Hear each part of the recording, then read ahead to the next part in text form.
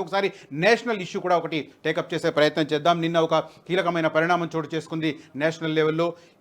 జాతీయ స్థాయిలో ఏదైతే రాష్ట్రాలకు కేంద్ర ప్రభుత్వానికి ఒకేసారి కలిపి జమిలీ ఎన్నికలు నిర్వహించాలని చెప్పి, అంటే లోక్సభకు అదే రకంగా రాష్ట్రాల అసెంబ్లీలకు ఒకేసారి ఎన్నికలు నిర్వహించే రకంగా జమిలీ ఎన్నికలు నిర్వహించాలని చాలా కాలంగా కేంద్రంలో అధికారంలో ఉన్న బీజేపీ కావచ్చు, ఎన్డీఏ కావచ్చు ప్రయత్నాలు చేస్తుంది. కాకపోతే దీనికి సంబంధించి విధి విధానాలను రూపకల్పన చేసేందుకు మాజీ రాష్ట్రపతి రామ్నాథ్ కోవింద్ ఆధ్వర్యంలో ఒక కమిటీ వేశారు. ఆ కమిటీ నిన్న ఇప్పుడున్న రాష్ట్రపతి ద్రౌపది ముర్ముకు నివేదిక సమర్పించింది. అసలు జమిలీ ఎన్నికలకు సంబంధించి ఎలాంటి అవకాశాలు ఉన్నాయనే విషయంలో కూడా కొంత చర్చ జరుగుతుంది.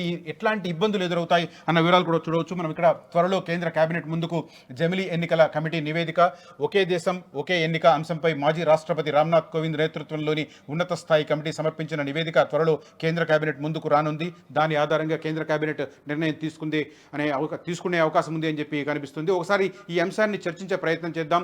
రాజకీయ విశ్లేషకుడు డాక్టర్ పెంటపాటి పుల్లారావు గారు మాతో అందుబాటులో ఉన్నారు. గుడ్ మార్నింగ్ పుల్లారావు గారు. గుడ్ మార్నింగ్ అండి.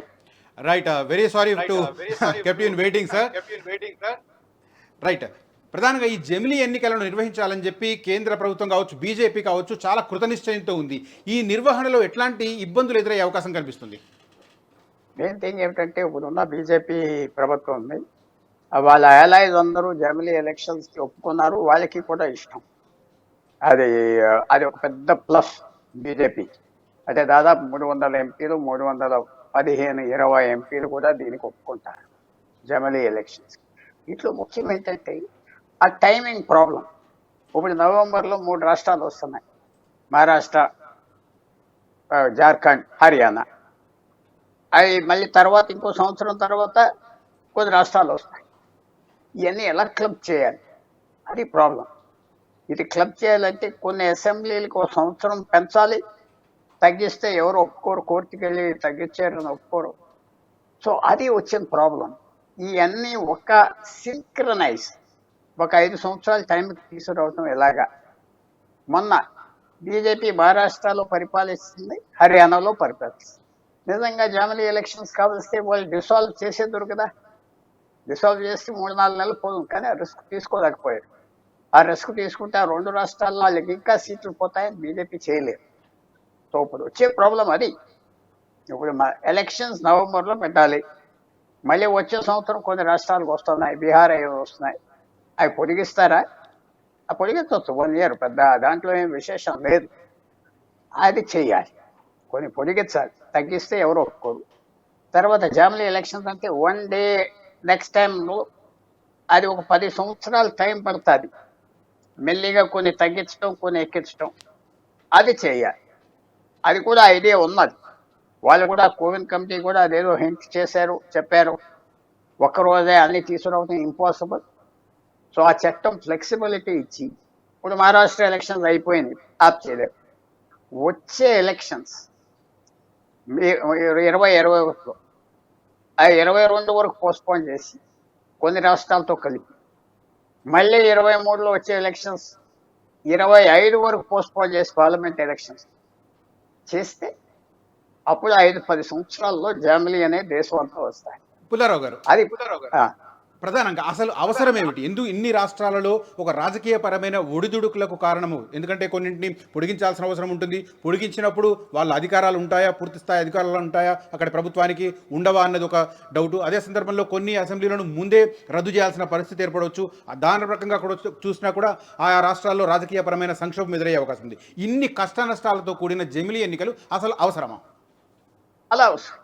ఇప్పుడు ఎలక్షన్స్, జనరల్ ఎలక్షన్స్ అవన్నీ 6 నెలలు బట్టి దేశం అంతా ఈ కంపు అంటారా, ఈ హడావుడు అంటారా, ఈ కన్ఫ్యూషన్ అంటారా జరిగింది. మళ్ళీ అక్టోబర్, నవంబర్లో 3 ఇంపార్టెంట్ రాష్ట్రాలు, జార్ఖండ్, హర్యానా, మహారాష్ట్ర, మళ్ళీ ఎలక్షన్స్ వస్తున్నాయి.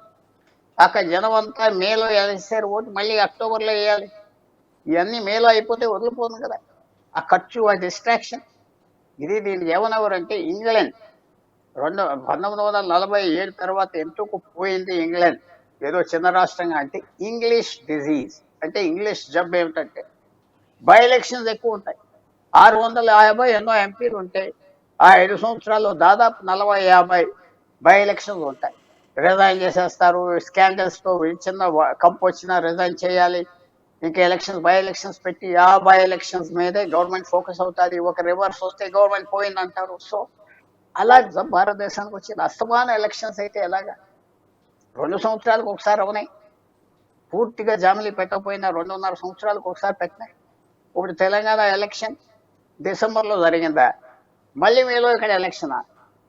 ఆ తెలంగాణకి అప్పుడు గవర్నమెంట్ స్పెషల్గా పెట్టి పర్మిషన్ పాస్ చేయవలసింది. ఆ రోజు మీకు పెంచుతున్నాం 6 నెలలు, మీకు నష్టం ఏంటంటే హ్యాపీగా అందరూ ఒప్పుకుందాం. ఓ రాష్ట్రం అప్పుడు జామిలి అయిపోయింది కదా. ఆ జామిలి అయిపోయాక అది ఎలా మెయింటైన్ చేయాలి, ఒకవేళ మెజారిటీ పోతే గొడవలు వస్తే అవి కూడా ఉన్నాయి పద్ధతి. అది చేయాలి, చాలా అర్జెంట్. మీకు చూస్తున్నారు డిసెంబర్లో అంత తీవ్రమైన ఎలక్షన్ జరిగింది. ఓకే, కాంగ్రెస్ గెలిచారు. ఇప్పుడు మళ్ళీ ఈ ఎలక్షన్ వచ్చింది June 3rd. కాంగ్రెస్ దెబ్బతిన్నది అంటారు, అన్ని ఎంపీలు రాలేదు. మళ్ళీ కన్ఫ్యూషన్ కదా. ఇప్పుడున్న ముఖ్యమంత్రి చక్కగా 5 సంవత్సరాలు పని చేసుకున్నారు ఎవరైతేనే. ఇప్పుడు మళ్ళీ ఏం చూడాలి, పాపులారిటీ పోయింది అని వచ్చింది కదా. సో ఇది ఇలాంటి పరిపాలనకి చాలా బ్యాడ్. ఇది రాజకీయానికి ఎక్కువ ఇంపార్టెన్స్ ఇస్తారు. పుల్లారావు గారు, నిరంతరం ఎన్నికలు రాకుండా ఉండాలి, పరిపాలన సక్రమంగా సాగాలి అన్నది చెప్తున్నారు. కానీ జమిలీ ఎన్నికలు జరిగినా కూడా కేంద్రంతో పాటు అన్ని రాష్ట్రాలలో స్పష్టమైన మెజారిటీతో అధికారంలోకి రావాలన్న గ్యారంటీ లేదు. కొన్ని చోట్ల బొటాబొటి మెజారిటీ ఉండొచ్చు, కొన్ని చోట్ల అసలు హంగ్ అసెంబ్లీలు ఏర్పడవచ్చు, కేంద్రంలో కూడా హంగ్ పార్లమెంట్ ఏర్పడవచ్చు. ఇట్లాంటి పరిస్థితులు ఉత్పన్నమైనప్పుడు ఏంటి పర్యవసానం? అందుకనే హాఫ్ టైం పెట్టారు. 2.5 సంవత్సరాలకు ఒకసారి ఎలక్షన్. అప్పుడైతే ఏమవుతాయంటే కొన్ని రాష్ట్రాలు మీరు అన్నట్టుగా గవర్నమెంట్ ఫామ్ చేయకపోతే 2.5 సంవత్సరాలు ఎలక్షన్స్ పెడతారు, ఆ టైం ఇస్తారు, ఎవరో ఫామ్ చేసుకుంటారు. ఇవన్నీ ప్రాబ్లమ్స్ కూడా ఇదన్నమాట. ఆ యాంటీ డిఫెక్షన్ లాను కూడా అంత పెద్ద మెజారిటీ 33% కావాలి, 66% కావాలి, ఎమ్మెల్యేలు తగ్గించి 10-15% పెడితే గవర్నమెంట్స్ 5 సంవత్సరాలు చేసుకుంటాయి. ఫ్లెక్సిబిలిటీ లేకుండా చేశారు ప్రజాస్వామ్యంలో. అసలు ఎమ్మెల్యేకి వాల్యూ లేకుండా చేశారు, ఎంపీకి వాల్యూ లేకుండా చేశారు. అది మెయిన్ థింగ్. డెమోక్రసీలో వాళ్ళకి ముఖ్యత లేకుండా చేశారు, అదొక ఆస్పెక్ట్. 2.5 సంవత్సరాలకు ఒకసారి ఎలక్షన్స్. ఏ రాష్ట్రాలు వచ్చినా 2.5 సంవత్సరాలు ఆగాలి, మళ్ళీ 2.5 సంవత్సరాలు. బై ఎలక్షన్స్ వస్తే ఉదాహరణ చెప్తున్నా, కాంగ్రెస్ ఒక ఎమ్మెల్యే మరణిస్తాడు, న్యాచురల్ కాజెస్, ఎవరు చంపేయలేదు, మర్డరు, అన్సస్పిషియస్ అంటే అనుమానం ఉన్న చావు అయితే బై ఎలక్షన్ పెట్టాలి. న్యాచురల్ డెత్ అయితే కాంగ్రెస్ పార్టీ నువ్వు రికమెండ్ చేసుకో ఆ సీట్ కంటే. చాలా దేశాల్లో ఉన్నాయి, ఎవరు చచ్చిపోయారని బై ఎలక్షన్ పెడతారు, 5 సార్లు ఆ సీట్లు చచ్చిపోతే. అది అవన్నీ చిన్న చిన్న పనులు చేసి అందరూ ఒప్పుకుంటారు. కాంగ్రెస్ పార్టీ ఎందుకు ఒప్పుకోరు? గవర్నమెంట్లో ఉన్నారు, ఎవరినైనా మరణిస్తే నువ్వు అపాయింట్ చేసుకో, తప్పదు. అది ఆల్రెడీ మెజారిటీ ఉన్నది, ఇంకో ఎమ్మెల్యే కలిసి వస్తాడు. ఆ ఎలక్షన్ 2.5 సంవత్సరాలు పెడతారు. హాఫ్ టైం చేయాలి. చేయకపోతే ఇది పర్ఫెక్చువల్గా ఇంక ఎలక్షన్సే దేశంలో ఉన్నాయి. దేశం ఎలక్షన్స్ కోసమే ఉన్నట్టుగా ఉంటుంది. పాకిస్తాన్ అనేది పాకిస్తాన్ సైన్యం కోసం పుట్టిన అంటున్నారు, భారతదేశం ఎలక్షన్ కోసం చేయటానికి ఊరుకునే 24 గంటలు elections. Right. Thank you Pullarao garu for joining me on this headlines show. ఓవరాల్గా జాతీయ స్థాయిలో జమిలీ అంశం మరోసారి చర్చకొస్తున్న పరిస్థితి. ఈ విషయంలో కేంద్ర కేబినెట్ ఎలాంటి నిర్ణయాలు తీసుకుంటుంది అన్నది మాత్రం ఇప్పుడు ఆసక్తి కలిగిస్తోంది. అసలైన తొలి వెలుగు. ఫాలో వాట్సాప్ @తొలి వెలుగు అఫీషియల్.